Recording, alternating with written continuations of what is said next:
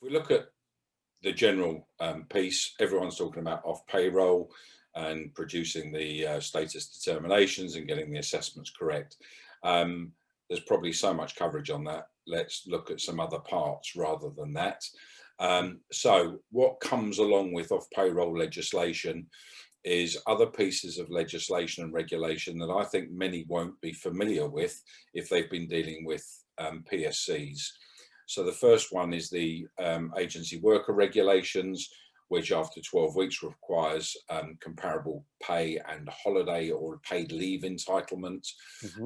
Now, where recruitment companies have been using PSCs, typically they've deemed those as outside of agency worker regulations. If they're moving lots of workers into umbrella companies, then they're going to struggle to claim outside AWR. So they'll need to talk to their umbrellas and they'll need to have a process that allows them to communicate and make sure that both pay and paid leave entitlement is matched to the full-time employee.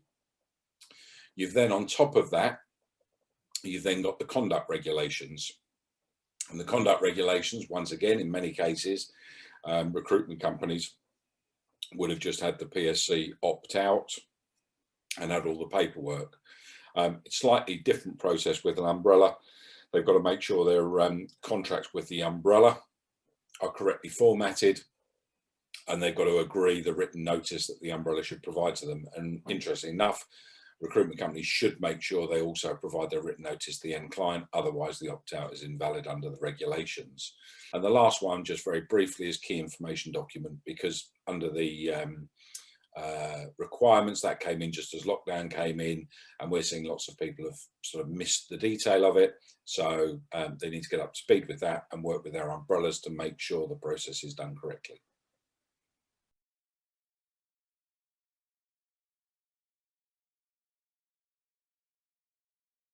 So, and they can also use the off payroll to gain market share.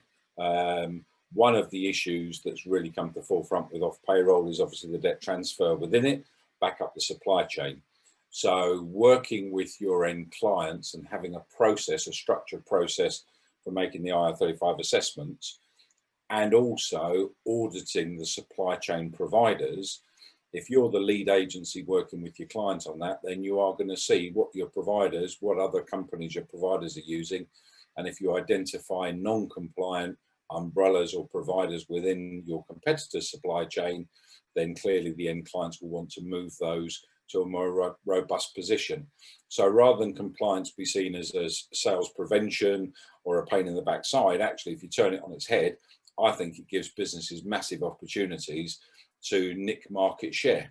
And that's a fairly easy, straightforward way of growing your business very profitably.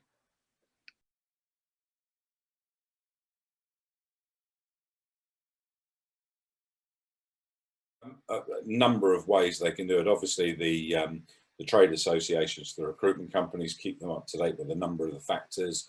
And then if you look at something like Professional Passport, what we publish is we have a hot topic section where we regularly publish articles that are relevant to that moment in time.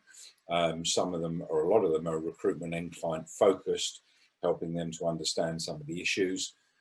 Working closely with the accreditation standards, because it's the recruiters often that get the first signs that a provider may not be doing something as they should be. And working as a joined up sector as opposed to different individual component parts. I think where you've got an independent body like Professional Passport, whether a provider is Professional Passport accredited or not, we welcome any feedback on any providers, and we'll help recruiters look at their supply chain, because obviously that's valuable market intel for us and helps maintain the integrity of the compliance reviews.